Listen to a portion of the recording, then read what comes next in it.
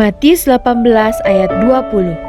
Sebab di mana 2 atau 3 orang berkumpul dalam namaku, di situ aku ada di tengah-tengah mereka. Selamat pagi jemaat yang dikasihi Tuhan. Sebentar lagi kita akan segera masuk ke dalam ibadah online GSJA Efrata. Sebelum ibadah dimulai, marilah kita semua mempersiapkan diri kita dengan memakai pakaian yang rapi dan pantas, karena kita akan bertemu Tuhan Yesus. Meski beribadah secara online, hindari hal-hal yang dapat mengganggu selama beribadah, seperti mematikan dering handphone dan tidak sambil makan atau minum. Persiapkan Alkitab dan buku catatan. Mengikuti ibadah sampai akhir sama seperti saat di gereja. Selamat beribadah, Tuhan Yesus memberkati. Salam, selamat pagi. Halo. Selamat beribadah kembali di tempat ini. Mari kita satukan hati kita bawa hati kita akan mulai ibadah kita di tempat ini. Kiranya Tuhan menyertai ibadah kita, mengurapi dan menjamah setiap hati kita di tempat ini. Haleluya.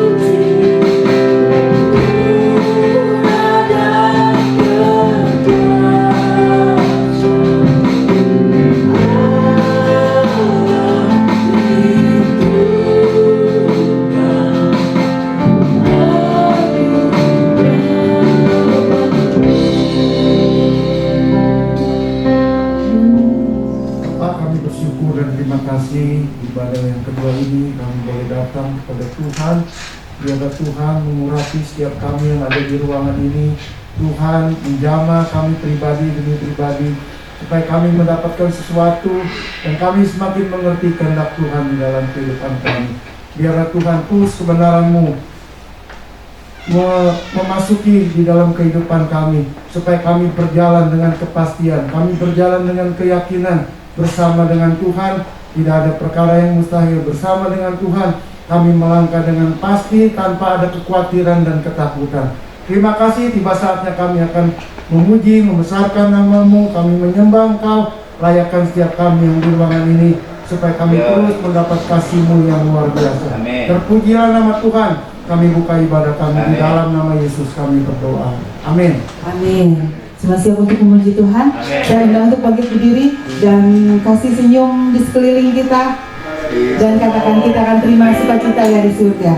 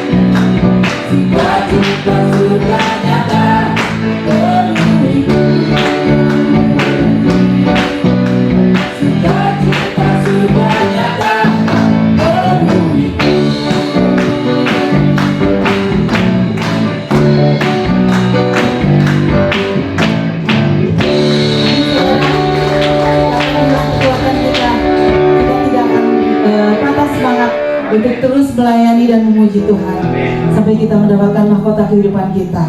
kelak yang akan nanti diberikan Tuhan buat kita. Haleluya. Haleluya.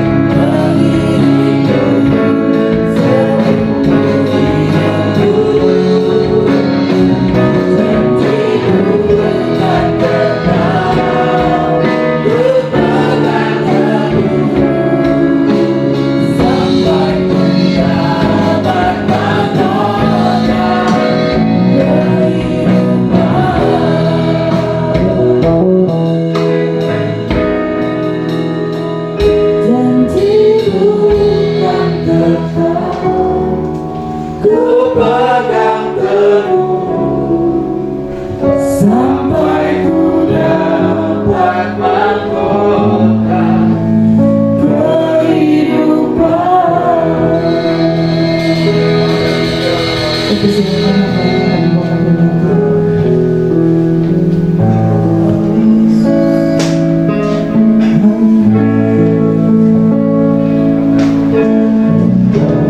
Terima kasih Bapa di dalam surga. Kami menampakkan hati kami dengan kami kebenaran firman, karena firman berotoritas yang tertinggi di dalam hidup kami. Keputusan kami taklukkan dalam kebenaran firman Tuhan. Nilai-nilai kami, prinsip hidup kami, semua kami taklukkan di bawah kebenaran firman Tuhan. Ibadah kami semuanya kami mau sama-sama dengan Tuhan pada pagi hari ini. Di dalam nama Yesus hamba serahkan pemberitaan firman ini, Roh Kudus dalam tangan. Haleluya. Amin. Silakan duduk Bapak dan Ibu saudara sekalian. Shalom.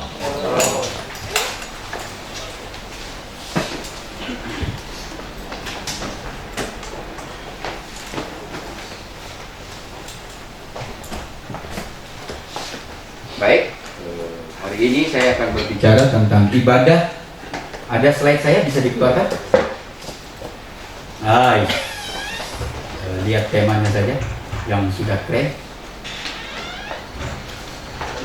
Judulnya itu slide terakhir karena hanya 3 slide, tapi catatannya banyak. Baik, hari ini berbicara tentang ibadah sejati di era new normal. Apa sih kita sebelum masuk? Apa itu new normal gitu ya? Kita sudah dengar sama-sama, hanya mengingatkan saudara, istilah new normal mulai diterapkan di Indonesia ketika Indonesia menghadapi pandemi COVID-19. Arti new normal itu adalah tatanan baru yang beradaptasi dengan COVID-19, baik dalam hal belajar, baik dalam hal bersosial, baik dalam hal beribadah. Artinya kita harus beradaptasi dengan semua kegiatan kita dengan kebiasaan baru. Jadi saudara-saudara lihat, nanti yang lebih utama kita soroti ibadahnya. Saudara-saudara lihat, anak-anak kita mau tidak mau, suka atau tidak suka, senang atau tidak senang, ketika mereka beribadah di berbelajar dari rumah, saudara melihat orang tua mulai kewalahan, anak itu juga mulai kewalahan, dan hampir semua guru mengatakan bahwa porsi kerja mereka lebih berat daripada muridnya itu ada di dalam kelas. Jadi, dan mau tidak mau saudara-saudara harus menerima ini sebagai tatanan baru. Mau tidak mau ini bukan sesuatu yang tidak normal, ini harus diterima sebagai sesuatu yang normal. Maksudnya gitu. Yang kedua, bersosial. Dulu kita ingin nggak sopan kalau datang nggak disalami. Sekarang demi kebaikan kita bersama, akhirnya kita nggak saling salaman satu dengan yang lain. Ini harus dianggap normal. Nggak bisa saudara ngomong ini nggak normal. Siapa yang ngomong? Selama COVID-19 ini masih ada dan belum ditemukan vaksinnya, saudara harus anggap ini semua normal. Ini jadi biasa, saudara. Ini harus jadi habit kita, jadi kebiasaan kita, budaya kita yang baru. Dulu nyuci tangan itu ketika sedang mau makan. Tapi sekarang dikit-dikit cuci tangan, dikit-dikit cuci tangan. Pegang uangnya masih bersih, uangnya lusuh, tetap cuci tangan. Ini di era new normal. Ini adaptasi kebiasaan yang baru. Dan ini harus dianggap normal, gitu. Dan kalau saudara lihat, semuanya dulu kita kalau hanya keluar rumah, nggak semua orang pakai masker. Sekarang harus pakai masker, gitu. Dulu awal-awal kita napasnya, sekarang jadi terbiasa.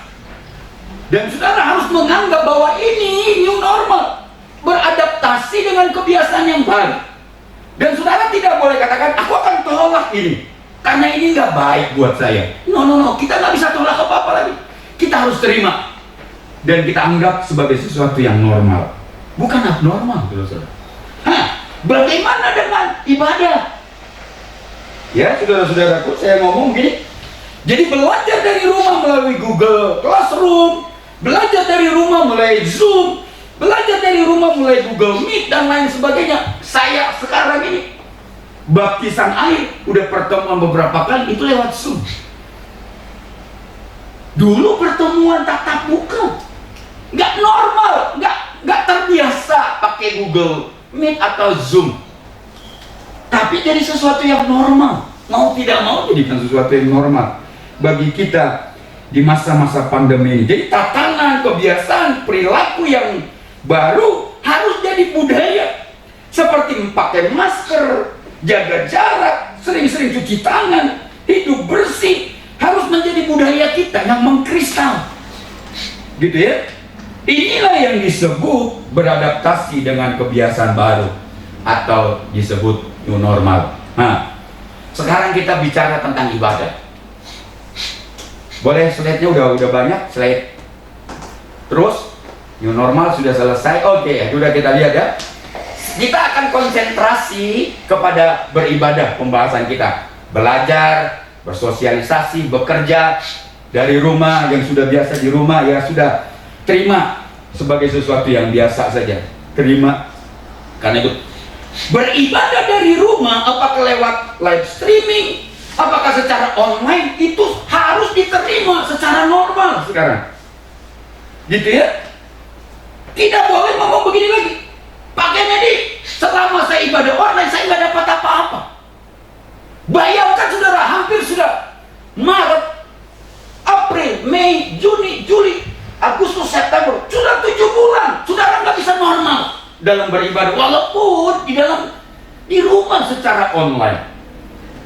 Kalau saudara nggak bisa adaptasi dengan kebiasaan yang baru ini dalam hal beribadah, 7 bulan nggak dapat apa-apa, ini sangat berbahaya. Bisa-bisa iman kita, kerohanian kita kering kerontang. Nggak bisa kita ngomong, kita persalahkan situasi. Kita nggak bisa salahkan si corona, saudara. Kita nggak bisa salahkan keadaan. Makanya ada new normal, beradaptasi dengan kebiasaan baru. Dan kita anggap itu sesuatu yang baru dan normal. Saudara, saya ngomong, di era new normal ini, walaupun ibadahnya secara online atau live streaming dilakukan di rumah, saudara harus mendapatkan inti esensi dari sebuah ibadah itu sendiri. Kalau nggak dapat intinya, saudara-saudaraku, karena saudara mengatakan ini ibadah online nggak normal, ini saudara nggak dapatkan apa-apa. Selama 7 bulan iman kita, kerohanian kita nggak dikasih makan tuh. Lapar 7 bulan karena kita belum beradaptasi dengan kebiasaan baru. Saudara harus mampu berjumpa dengan Tuhan sekalipun ibadahnya secara online atau live streaming. Saudara ngomong ibadah yang baik itu kalau bertatap muka seperti sekarang ini, offline. Tidak, saudara-saudaraku. Kemarin hampir saya ambil keputusan untuk meniadakan ibadah hari ini karena melihat kondisinya semakin hari semakin parah. Saya mau jaga saudara, saya juga dijaga oleh saudara. Kita mau sehat sama-sama. Minggu yang lalu 3.000 lebih satu hari seluruh Indonesia. Bukan berbahaya banget, bukan buat. Kalau saudara, kalau minggu depan ini saya mau persiapkan hati saudara. Kalau minggu depan lebih seperti ini, saudara, maka mau nggak mau kita harus berhentikan ibadah kita secara online karena berbahaya buat saudara, berbahaya buat saya. Bukan karena saya nggak punya iman, ini bukan karena iman dan tidak. Tuhan berkuasa betul, saudara.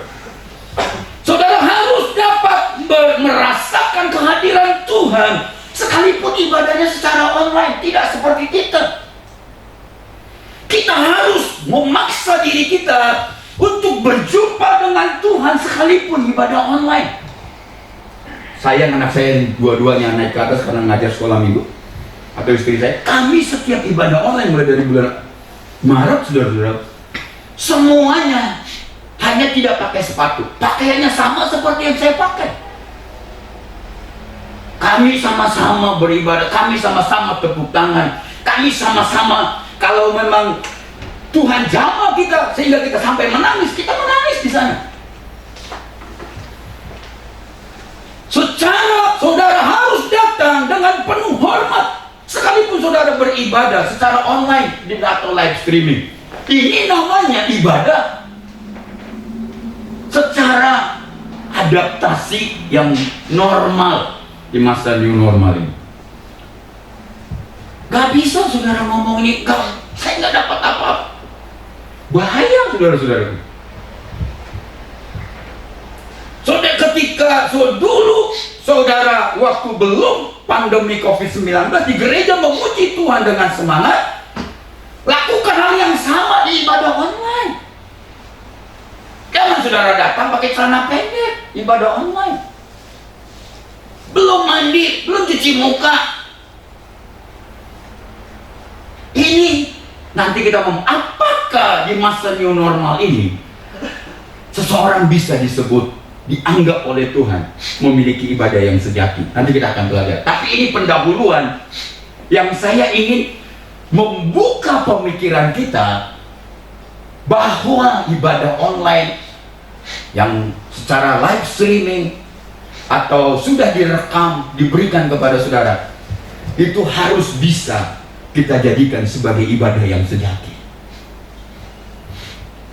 Ketika saudara menyembah Tuhan di gereja dulu sebelum masa COVID, bisa mengeluarkan air mata, lalu hal yang sama harusnya bisa terjadi di masa-masa ibadah online.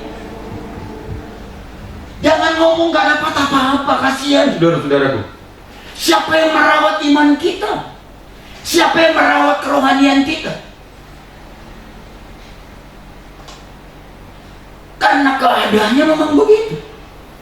Itulah sebabnya Tuhan sudah persiapkan kita jauh-jauh hari bahwa gereja itu bukan fisik ini, bukan gedung. Gereja itu kita. Itulah sebabnya Tuhan sudah jauh-jauh hari juga mempersiapkan. Alkitab berkata dan berjanji, 2-3 orang berkumpul memanggil nama Tuhan, atas nama Tuhan, Dia hadir. Artinya nggak perlu banyak, tapi Dia hadir. Pertanyaannya, kenapa kita nggak bisa rasakan Tuhan di ibadah online? Sama seperti kita merasakan ibadah di tempat seperti sekarang ini. Hati-hati, ada begitu berbahaya jebakan-jebakan Batman yang ditaruh oleh dunia, ditaruh oleh iblis di masa-masa ibadah online. Ketika saudara beribadah di gereja diberkati, ketika saudara di gereja merasa puas beribadah, pulang dari gereja mendapatkan kelegaan, pulang dari gereja mendapatkan sukacita, pulang dari gereja mendapatkan mujizat, Anda harus mengalami hal yang sama ketika saudara beribadah secara online. Berapa kali saya udah ngomong, saudara, kalau di masa new normal ini gereja nggak banyak-banyak mau datang. Enggak. Dulu kalau gereja itu nggak banyak, gereja itu dianggap nggak bertumbuh. Datang di satu ruangan berkumpul. Saudara lihat beberapa YouTube yang biasanya ibadah ribuan, itu hanya datang 50, 100. Lega, hampir 4 meter per 4 meter. Ini bukan sesuatu yang baik. Saudara-saudaraku, saya mau beritahukan kepada saudara, harus dapatkan sesuatu. Kalau ini berkepanjangan, akhirnya kita nggak bisa lagi ibadah secara offline. Seperti sekarang ini, persiapkan hati kita untuk menghadapi kondisi-kondisi tertentu. Makanya ada new normal. Ini adalah tatanan baru dalam ibadah kita.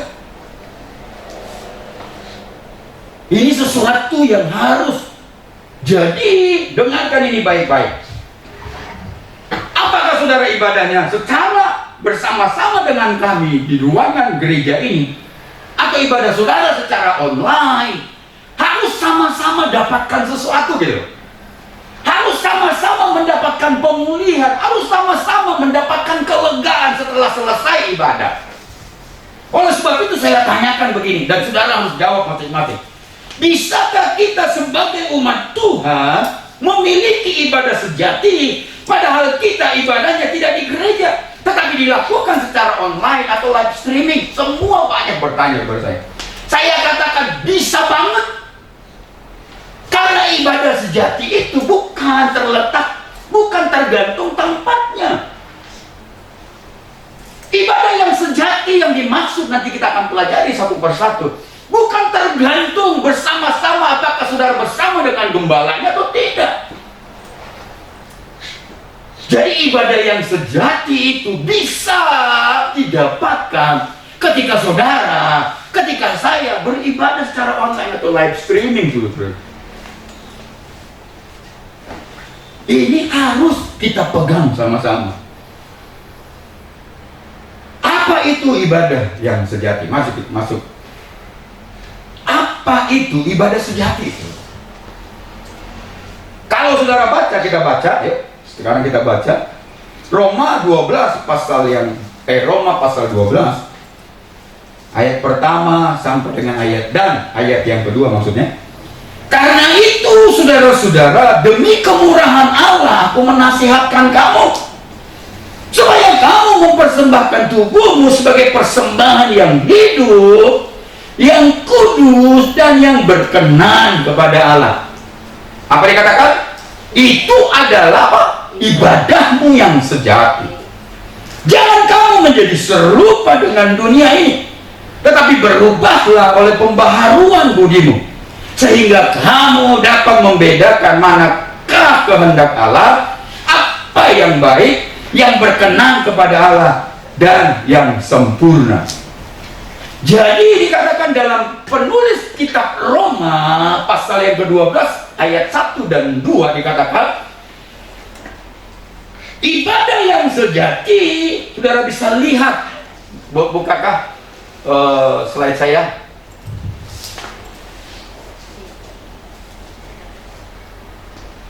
Ibadah yang sejati adalah ketika saudara, umat Allah secara keseluruhan mempersembahkan tubuhnya sebagai persembahan, dikatakan yang hidup, kudus, berkenan. Ini definisi dari penulis Roma. Itulah yang disebut ibadah yang sejati. Memang ada nggak sih ibadah nggak sejati? Ada, saudara-saudaraku. Mengapa disebut ibadah sejati? Karena banyak ibadah yang tidak berkenan kepada Tuhan. Ibadah yang tidak sejati banyak. Banyak ibadah yang tidak menyenangkan hati Tuhan. Ada ibadah yang dibenci oleh Tuhan. Karena ibadah yang mereka lakukan di perjanjian lama disebut ibadah palsu. Saya mau beritahukan kepada saudara, saya mau ajarkan ini, sehingga saudara bisa dengan tenang beribadah secara online. Sehingga saudara tidak merasa bahwa ibadah yang kita lakukan hari ini terbaik daripada ibadah yang dilakukan secara online. Tidak dulu. Bisa saja ibadah yang tidak berkenan itu ada di tempat ini, tapi ibadah online itu ibadah yang berkenan kepada Tuhan. Jadi ibadah yang berkenan, ibadah yang sejati dan tidak sejati bukan tergantung kepada tempat, tapi tergantung kepada hati mereka-mereka yang sedang beribadah itu. Kalau di online hatimu terbuka, di online ibadah online hatimu begitu lapar dan haus untuk berjumpa dengan Tuhan. Di ibadah online saudara persiapkan hati, persiapkan hidup saudara dengan baik untuk menjamah, untuk menerima jamahan dan lawatan Tuhan. Dan Tuhan katakan itu ibadah sejati. Ada begitu banyak catatan dalam PL atau di dalam PB ketika umat Allah beribadah, Tuhan tidak berkenan karena dianggap tidak sejati ibadahnya. Lihat dalam PL Yesaya pasal 29 ayat 13. dikatakan, dan Tuhan telah berfirman, oleh karena bangsa ini, yaitu bangsa Israel, datang mendekat dengan mulutnya dan memuliakan aku dengan bibirnya, padahal hatinya menjauh daripadaku, dan ibadahnya kepadaku hanyalah perintah manusia yang dihafalkan.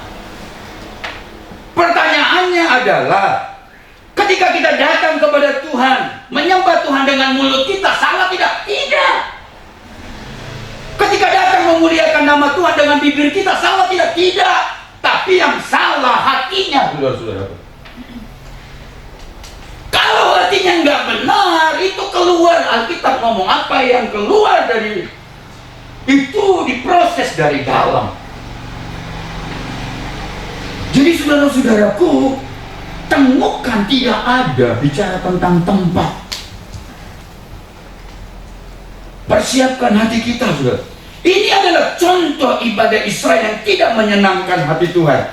Ini adalah contoh ibadah tidak sejati di hadapan Tuhan.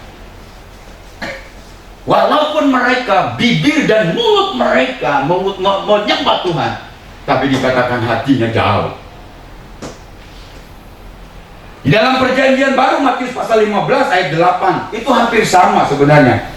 Dan ayat 9 dikatakan hampir sama ceritanya dengan Yesaya 29 ayat 13. Bangsa ini memuliakan aku dengan bibirnya, padahal hatinya jauh daripadaku. Lihat, kata kunci hatinya jauh. Kalau bibirnya memuliakan, hatinya dekat, itu ibadah sejati. Percuma, ayat 9 dikatakan Matius 15, percuma mereka beribadah kepadaku, sedangkan ajaran yang mereka ajarkan ialah perintah manusia. Jadi perintah Allah adalah ibadah sejati, bukan perintah gembala, bukan perintah manusia. Coba kita lihat Matius pasal 21 ayat 12-13. Lalu Yesus masuk ke bait Allah dan mengusir semua orang yang berjual beli di halaman bait Allah. Dia membalikkan meja-meja penukar uang dan bangku-bangku pedagang merpati, dan berkata kepada mereka, ada tertulis kuncinya, ayat kuncinya ada di sini. Rumahku akan disebut rumah doa, tetapi kamu menjadikannya sarang penyamun. Bukan karena mereka beribadah, berdagang di bait Allah, saudara-saudaraku. Memang ada tempat-tempat ketika itu yang dapat dimanfaatkan, area-area tertentu yang dapat dimanfaatkan untuk berdagang. Kenapa berdagang di sana? Karena menolong orang-orang dari bangsa-bangsa lain, dari tetangga negara-negara lain. Ketika masuk ke bait Allah, mereka nggak bawa binatang. Mereka harus beli di situ daripada bawa binatang dari tempat yang asal mereka. Boleh di situ, tapi dikatakan yang menjadi permasalahannya, rumah itu, rumah Allah itu, bait Allah itu sudah berubah dari rumah doa, rumah di mana orang-orang bisa berlutut, rumah Allah di mana orang-orang bisa bersujud kepada Allah, berubah menjadi tempat sarang penyamun, dikatakan. Di mana di sana tempat itu, bait Allah itu menjadi tempat di mana imam-imam mendapatkan manfaat dari keadaan-keadaan itu. Akhirnya dulu untuk menolong para peziarah, tapi sekarang dimanfaatkan untuk memenuhi kantong-kantong para imam. Gak masalah, tapi hati para imam sudah lebih condong kepada uang dari peziarah-peziarah itu. Dan Tuhan menganggap boleh bibir memuji Tuhan, tapi kalau hati jauh, Tuhan mengatakan ibadahmu ibadah yang tidak dikenal oleh Tuhan. Bait Allah sebagai tempat ibadah utama Israel yang ada di Yerusalem didatangi sama Tuhan Yesus dan mencungkir balikan meja berdagang dan penukar uang yang ada di sana. Ini adalah gambaran ibadah yang tidak berkenan kepada Tuhan. Jadi saudara lihat dari PL Perjanjian Lama sampai PB Perjanjian Baru, kita temukan banyak hal, banyak ibadah-ibadah yang tidak berkenan kepada Tuhan. Penulis Roma mendefinisikan ibadah sejati, tadi saudara sudah bisa lihat. Jadi kalau saudara lihat, ibadah sejati adalah ketika umat Allah mempersembahkan tubuhnya sebagai persembahan yang hidup, kudus, berkenan kepada Allah. Itulah ibadah yang sejati yang penulis Roma katakan. Jadi ibadah sejati itu bukan ibadah yang hanya hari Minggu dilakukan. Ibadah sejati juga bukan hanya dilakukan di gereja, menyanyi, menari, bertepuk tangan. Tapi ibadah yang sejati dikatakan yang paling penting setelah saudara keluar dari gereja ini, mulai dari Senin sampai Sabtu, apa yang saudara lakukan? Karena ibadah yang sejati mempersembahkan tubuh yang hidup, artinya saudara bergerak. Dari Senin saudara bergerak melakukan segala aktivitas saudara. Bisakah saudara jamin bahwa semua aktivitasmu, semua yang kita lakukan itu benar-benar di hadapan Tuhan, menyenangkan Tuhan, dan dianggap menjadi ibadah yang sejati? Artinya ibadah sejati bukan datang di ibadah hari ini loh. Ini bagian kecil yang masuk di dalam ibadah sejati. Ibadah sejati itu mulai dari kita hari Senin saudara, atau mulai kita pulang dari tempat ini sampai kita Sabtu mau kembali lagi ke tempat ini. Benarkah kita?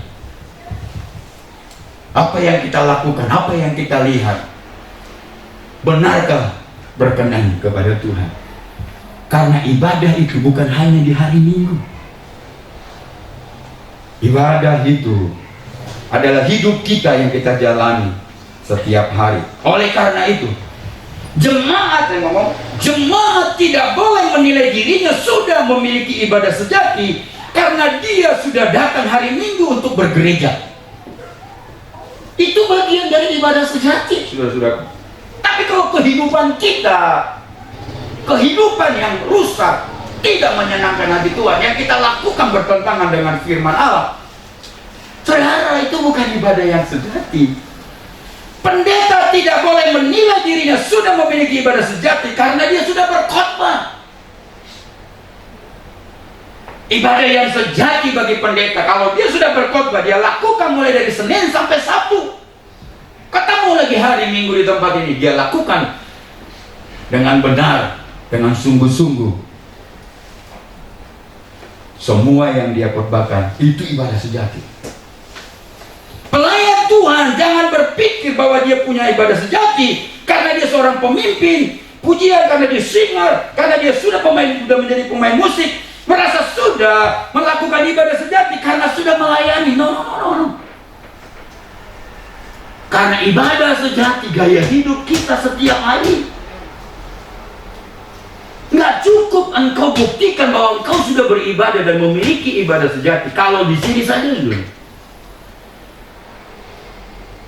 Ibadah sejati itu mulai dari kita keluar dari tempat ini setelah selesai ibadah sampai Sabtu ke depan, menyenangkan atau tidak hatinya Tuhan.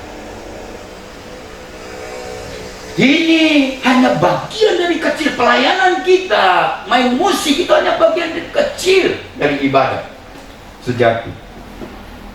Apalagi saudara tidak bergereja, ibadah online tidak, ibadah di gereja ini tidak. Waduh, dia sudah kehilangan bagian dari ibadah sejati.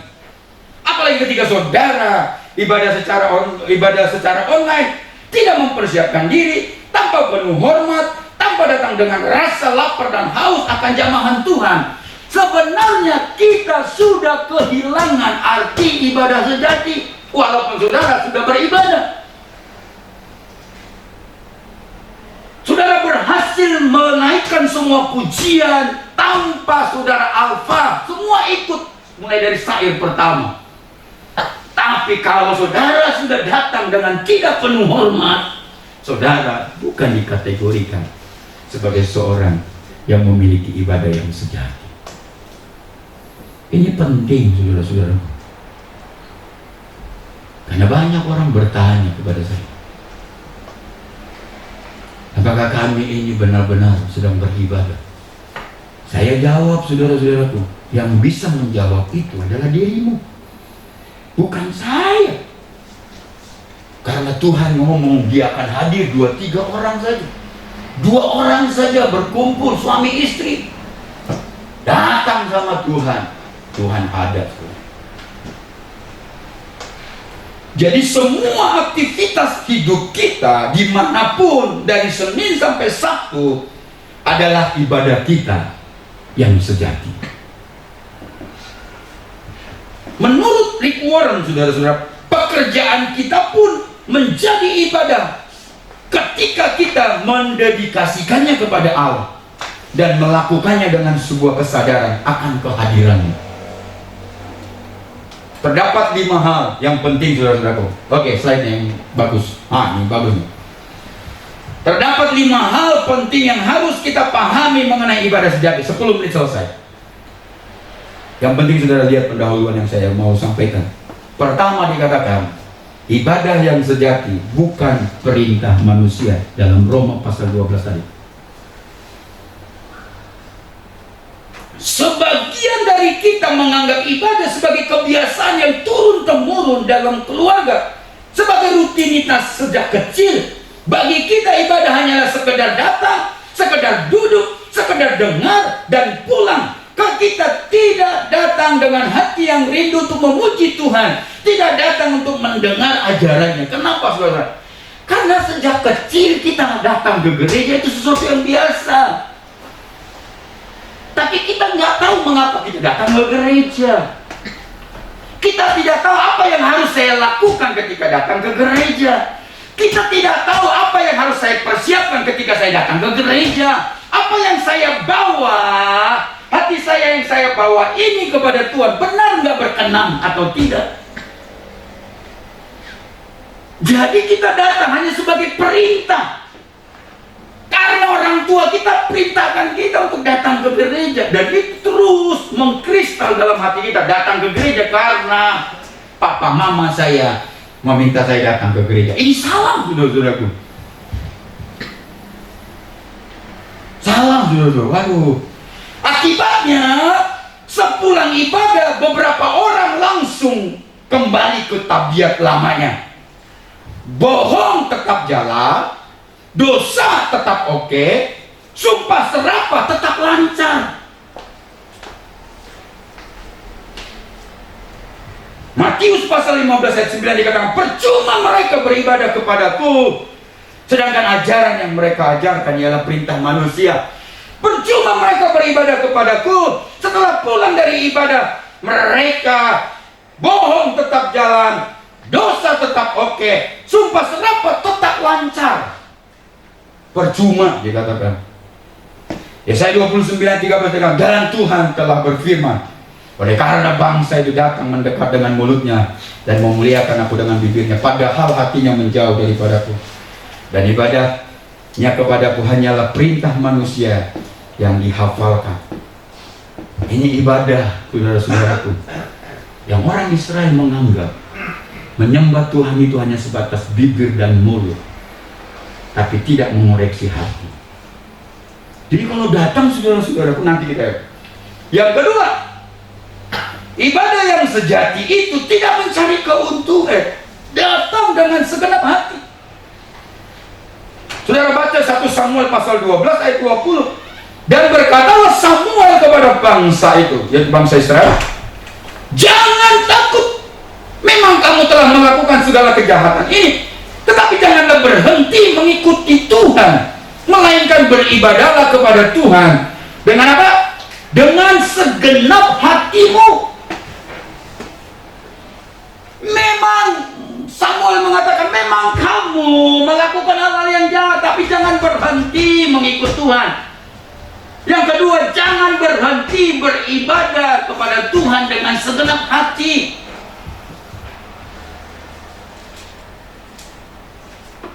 Yang ketiga, saudara-saudaraku, ibadah yang sejati tidak mencari keuntungan. Saudara baca di 1 Timotius pasal 6 ayat 5 dikatakan, saya langsung lompat beberapa kali kata, saudara. Percekcokan antara orang-orang yang tidak lagi berpikir sehat, yang kehilangan kebenaran, yang mengira ibadah itu adalah suatu sumber keuntungan.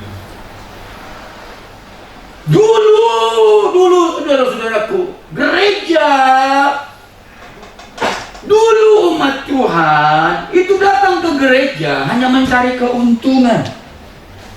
Saya ngomong saudara, mudah-mudahan saudara tidak marah. Sebenarnya sadar atau tidak sadar, ketika kita datang kepada Tuhan dalam ibadah, kita ingin diberkati. Setuju tidak? Saya setuju saudara, nggak salah. Kita usaha kita dilancarkan, amin. Jodoh kita dipertemukan, jangan amin. Yang saya nggak boleh diamin, bang jangan amin. Jodoh kita dilancarkan, boleh bu. Panas, jangan amin. Keuangan kita diperbaiki, amin saudara-saudaraku. Segala penyakit kita diangkat. Hubungan kita di dalam keluarga dipulihkan. Kita senang dengan itu.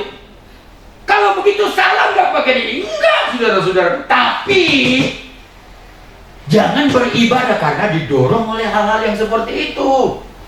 Kalau kita didorong hal-hal yang seperti itu, penulis Timotius mengatakan saudara sudah menganggap ibadah itu untuk mencari apa? Keuntungan. Yang keempat, ibadah yang sejati itu hidup kudus. Karena itu saudara-saudaraku, dikatakan di Roma pasal 12 ayat 1. Saudara-saudara, demi kemurahan Allah aku menasihatkan kamu, supaya kamu mempersembahkan tubuhmu sebagai persembahan yang hidup, yang kudus, dan yang berkenan kepada Allah. Itu adalah ibadahmu yang sejati. Jadi ibadah sejati itu bukan hanya tentang pergi ke gereja setiap minggu. Ibadah yang sejati itu bukan hanya tentang mengikuti pelayanan. Ibadah yang sejati itu bukan hanya tentang mengikuti konser. Ibadah yang sejati itu bukan hanya tentang mengikuti doa bersama. Ibadah yang sejati itu bukan hanya tentang mengikuti KKR. Ibadah yang sejati itu bukan hanya tentang mengikuti seminar-seminar rohani. Ibadah yang sejati itu adalah ketika kita menjaga tubuh kita, kita menjaga pikiran kita, kita menjaga hati kita, kita menjaga mulut kita, dan hidup kita tetap kudus sehingga layak dan berkenan ketika dipersembahkan kepada Allah pada hari Minggu. Kita persembahkan kepada Allah pada hari-hari biasa. Itu ibadah sejati. Banyak orang Kristen menjadikan gereja menjadi tempat cuci-cuci. Jangan jadikan datang ke gereja untuk mencuci dosa. Saya ngomong gini, lama-kelamaan kita jadikan gereja seperti tempat cucian motor dan cucian mobil. Datang ke gereja, langsung kita ngomong, Tuhan ampuni saya. Minggu yang lalu begini, hari Sabtu begini, hari Minggu saya lakukan ini, hari Jumat saya lakukan ini, malam-malam saya kerjakan ini Tuhan. Saya lihat ini dan lihat itu. Tuhan tolong saya, sucikan, kuduskan saya, supaya saya layak beribadah. Ini bukan tempatnya. Seharusnya sebelum saudara datang ke tempat ini, saudara sudah lakukan di luar, supaya ketika saudara masuk, saudara layak. Ini beda, saudara-saudara. Akhirnya kita jadikan gereja seperti cucian motor. Kita jadikan gereja cucian mobil. Kenapa? Karena kita menganggap gereja itu tempat cuci-cuci. Bukan, saudara-saudaraku. Dari Senin, Sabtu kita berkubang di lumpur dosa. Hari Minggu kita cuci-cuci. Cuci mata, cuci hati, cuci tangan, cuci hidup, cuci mulut. Ini salah satu penyebab ibadah kita akhirnya tidak berkenan kepada Tuhan.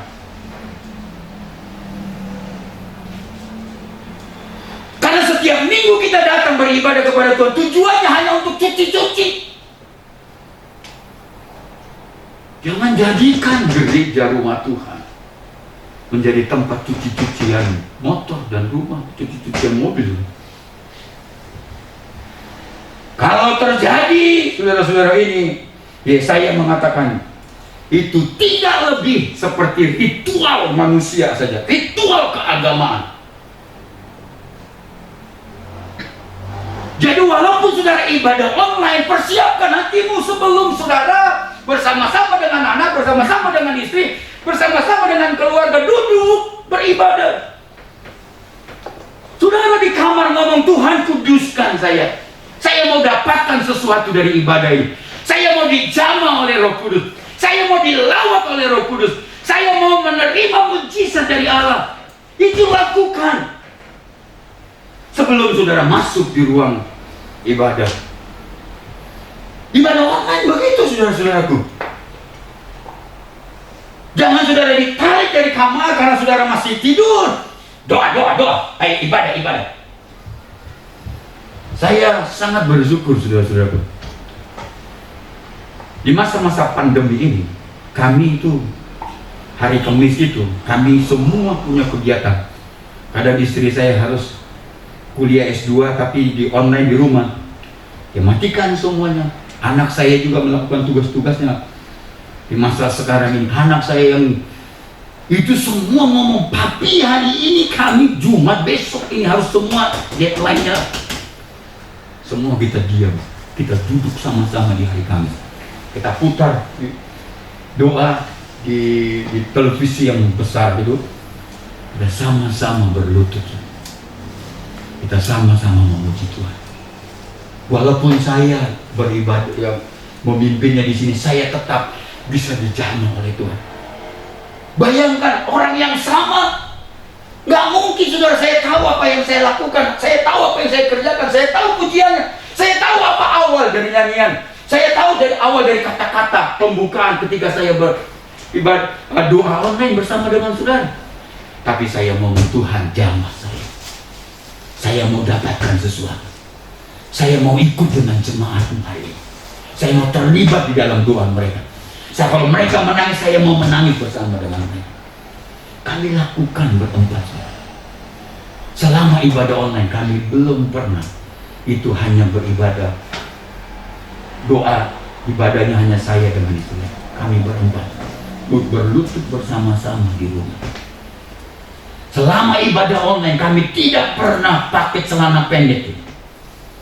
Kami melakukannya dengan penuh hormat. Karena kami tahu ibadah itu bukan tentang tempat. Ibadah itu tentang hati dan kehidupan kita sehari-hari. Itulah sebabnya sebelum datang ke gereja, persiapkan diri kita, persiapkan hati kita, persiapkan roh kita, persiapkan persembahan kita. Jangan semuanya di sini dipersiapkan, saudara-saudara. Akhirnya saudara, orang sudah mulai menyembah Tuhan, saudara masih, Tuhan kuduskan saya, sucikan saya. Tadi malam rusak mata saya, hati saya. Tuhan kudus.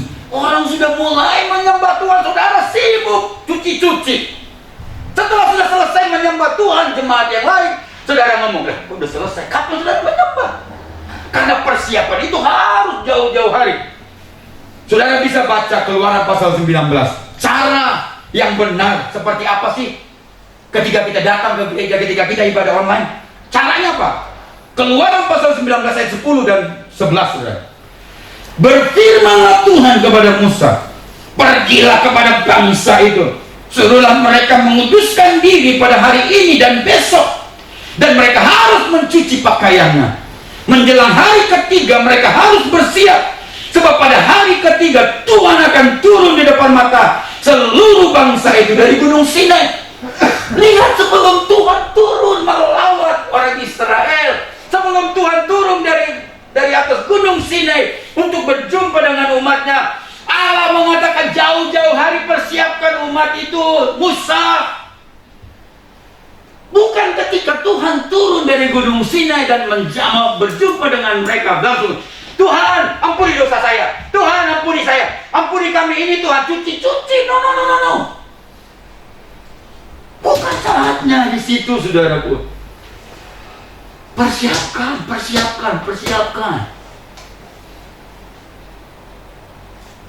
Dulu kita tahu bait Allah itu ada ruang Maha Kudus, ada ruang kudus, ada pelataran. Gak mungkin orang bisa masuk ke ruang Maha Kudus kalau gak mau persiapkan dirinya. Imam-imam itu jauh-jauh hari. Nonton di YouTube porno, tiba-tiba imam masuk ke bait Allah, ruang Maha Kudus, mati dia di situ. Jadi sebelum kita sampai ke gereja, persiapkan hati kita, persiapkan roh kita, persiapkan hidup kita, persiapkan seluruhnya tubuh kita. Yang kelima,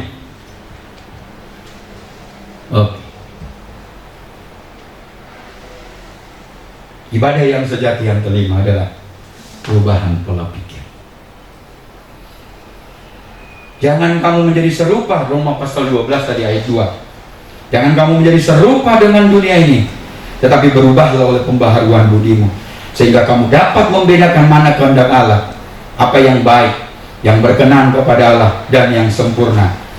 Ibadah yang sejati menuntut adanya perubahan pola pikir, menuntut adanya perubahan nilai, menuntut adanya perubahan prinsip hidup, menuntut adanya perubahan yang paling utama dalam hidup kita bisa berubah ketika kita beribadah. Dulu kita menganggap itu yang paling utama, tapi ketika kita beribadah, Tuhan katakan, no, yang utama bukan itu. Pola pikir kita berubah. Jangan cetek. Ikut Tuhan malah semakin cetek. Jangan. Itulah yang ingin saya sampaikan kepada saudara. Mengapa ini penting? Karena kita tetap membedakan ibadah online dan ibadah yang tidak online. Saya mau beritahukan kepada saudara, saudara sudah bisa dapatkan makna arti dari ibadah sejati di era new normal ini. Dan saudara sudah dapatkan semua. Tuhan Yesus memberkati saudara. Mari kita berdoa bersama-sama.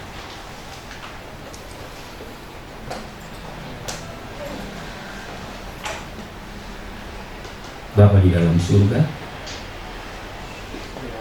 hari ini kami datang di hadapan-Mu.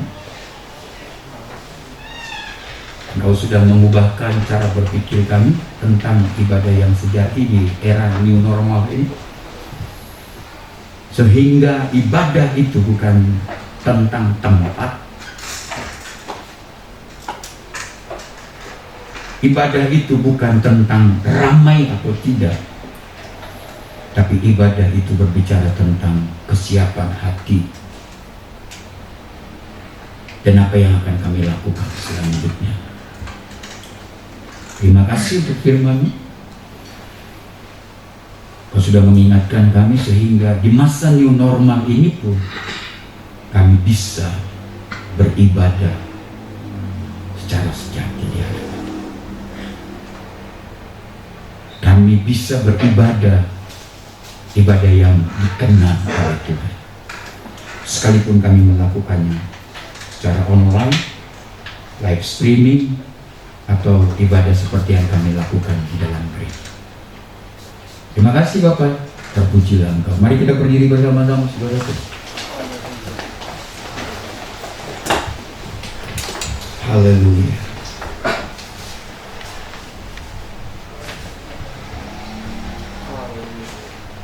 Pulanglah saudara-saudaraku, dengarkan ini baik-baik firman Tuhan. Semua yang kau kerjakan dan lakukan harus di hadapan Tuhan seperti sebuah ibadah. Lakukanlah dengan baik dan menyenangkan hati Tuhan. Diberkati Tuhanlah hidupmu, diberkati Tuhanlah rumah tanggamu, bisnis dan usaha. Diberkati Tuhan seluruh keuangan. Diberkati Tuhan anak-anakmu, masa depanmu, dan masa depan anakmu. Jangan takut saudara-saudaraku, Tuhan bersama dengan Dia tidak pernah tinggalkan. Dia lebih dekat daripada lenganmu dalam tubuh, karena Dia ada di hatimu.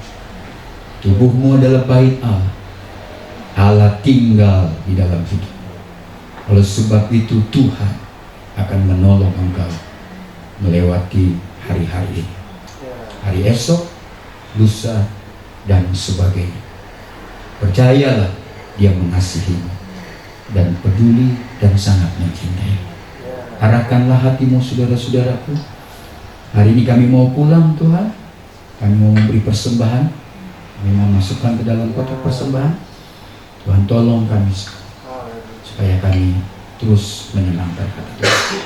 Pulanglah saudara-saudaraku, terimalah berkat dari Allah Bapa kita, kasih sayang dari Yesus Kristus, serta persekutuan dari Roh Kudus akan menaungi hidup saudara hari ini kekal sampai selama-lamanya.